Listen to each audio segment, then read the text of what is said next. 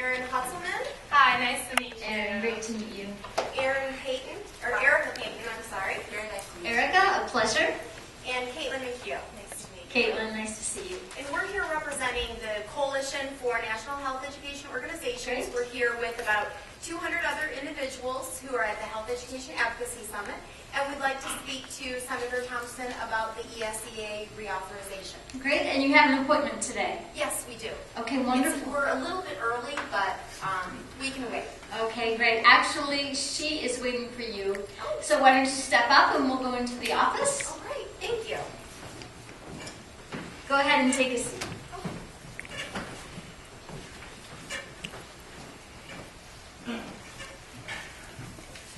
Good afternoon, everybody. I'm Senator Thompson. Hi, nice to meet you. Caitlin McHugh. Hi, Caitlin. Hi, I'm Erica Payton. Very nice to meet you. Hi, Erica. Hi, Erin Hutzelman. Hi, Erin. Hi, and Megan Rickard. Megan, welcome. We'll have a seat, please. Thank you. Thank you so much for coming in and meeting with me today. I hear that you are University of Toledo students. We are proud rockets. Well, that's great. You're an alumni of Toledo University, right? That's right. I actually got my master's and doctorate from there, so that's great. It's always nice to see a friendly face. Well, and we can say the same. We truly, truly appreciate everything you've done, not only for education and prevention, but also when public health issues have come up. And, your voting record is very, very supportive of the issues that we're passionate about. And we just want to say thank you so much for that support. Well, I appreciate that, those kind words, and certainly health and wellness and really improving the human condition is very, very important to me, so thank you, I appreciate that. Well, and that's kind of why we're here, is we'd like to talk to you about the ESEA Reauthorization Act. It should have been reauthorized in 2008, so we're about 5 years behind schedule, and we understand that this is an election year and it's really difficult, but we really would like to talk to you about the importance of not only ESEA, but more specifically, having health education and physical education as core subjects as part of any legislation that comes through for ESEA. So that's really what we're here to talk to you about today. And my colleagues are going to talk more specifically about Ohio and in Toledo area. But I just want to point out, here is a pack of information. My card is in here, as well as information on what a health education specialist is. So if you're unaware of the importance of health education and what specifically we can do, there is information in there. There's a fact sheet about ESEA reauthorization, some facts, background information that if you are need to have more information, we've provided that. And then some other information that we'll talk about a little bit later. So we'll leave that with you. Well, thank you very much. I can't wait to review that, and I know my staff member Karen and I will certainly be talking about that. Great. Once again, thank you for seeing us today, Senator Thompson. My name is Erin, and I am a health and physical educator in Toledo Public Schools. I've been working there for the past 8 years. Unfortunately, about 3 years ago, we had to consolidate our K through 8th grade. I used to teach the middle school level. When they combined the two schools, they ended up getting rid of health out of the K through 8 program because it wasn't a priority at that time. And I was transferred up to the high school level. I just wanted to kind of let you know that since the schools have been consolidated and they've dropped health out of the middle school level, unfortunately, last year's scores in math, reading, and science all went down by about 7%. So we know that healthy kids can learn better, so it's very important to make sure that we have that health education in the schools. And only one middle school actually made AYP last year in Toledo Public Schools. I also wanted to let you know that health and physical education improves student behavior, and unfortunately our truancy rates have gone up. And in the state of Ohio, we have about a 30% dropout rate. In Toledo, it's 35%. So once again, we just kind of want to reiterate the fact that it's very important to us to have health and physical education as a core subject so that there's a flexibility to fund those programs. Thank you. That's certainly very, very interesting information. I'm really glad that you presented that. I didn't realize that the numbers were so staggering with that.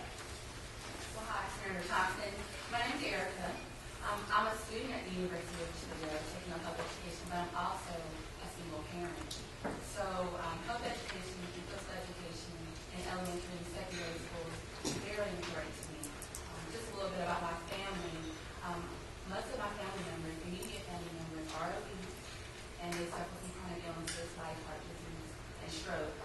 so as a caregiver, I truly feel like I understand the burden of chronic disease. And I do not want my child to have to go through that. So as a full-time student, also work full-time, and of course I'm a full-time parent. To be quite honest, my daughter spends probably more time in school and after-school programs than she does at home.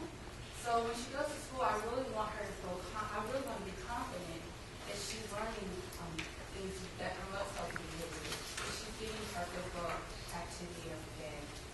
So I really support, and I hope that you support schools providing health education and physical education in the classroom, and that they become more inclusive.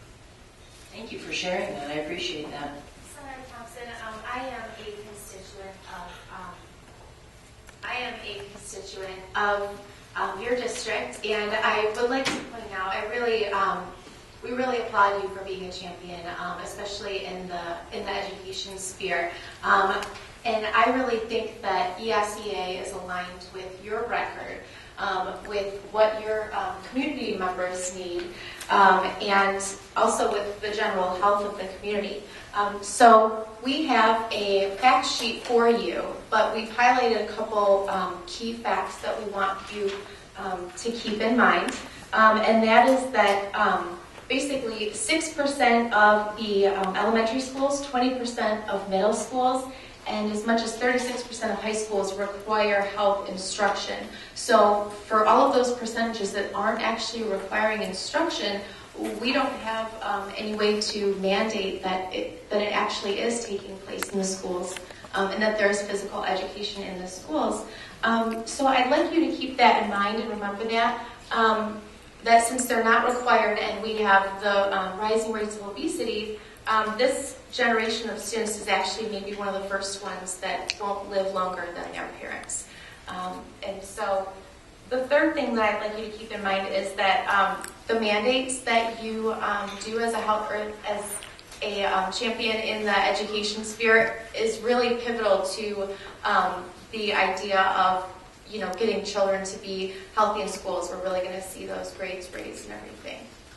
This is just a question because I get this a lot from my colleagues. Why is it we couldn't have other teachers be able to teach things like health education and physical education? Are those disciplines that you really have to be qualified to teach in? I mean, why can't we at least have other people step in and be teaching those courses? That's a great question.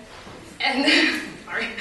And I appreciate the fact that you're trying to find solutions to the problem. Unfortunately, the people that are just picking up classes like health are not certified effective teachers, and we need teachers that are highly qualified. We do have national standards in health education that health teachers follow, so people who are not trained in health education are not going to know those standards. They're not going to be teaching our children the knowledge and skills that they need to know in order to be an effective, healthy community member in the future. And so this kind of gets at what we're here to ask you to do is we know that you're a champion for us, but most of the legislation that has come out with ESEA has, even though it's had a lot of positive things in it, has not included health education and physical education as core subjects. And that's really what we're here to ask you to support in, when you're talking with your colleagues, when you're sitting on committees, when you're in meetings, to really be a champion for including both health and physical education in the schools. Here is a letter that is circulating that we would love to have you sign on to. And it's really kind of reiterating some of the things that we've talked about with you today. We'd love to be a resource for you back home to let you know what's going on in Ohio and Toledo. We know how busy you are. So we have, my card is in here along with, extra information, and we'd love for you to use us as kind of a resource and experts in the field that we can help you get background information if you need that. So I'll be following up with you next week to give you some time to kind of look over this information and follow up with you and ask you about whether you've decided to sign on or not.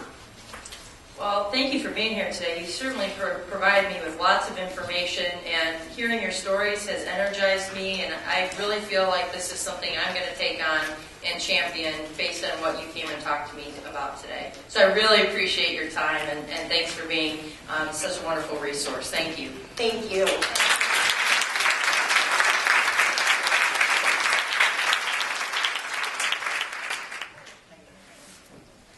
Okay, was that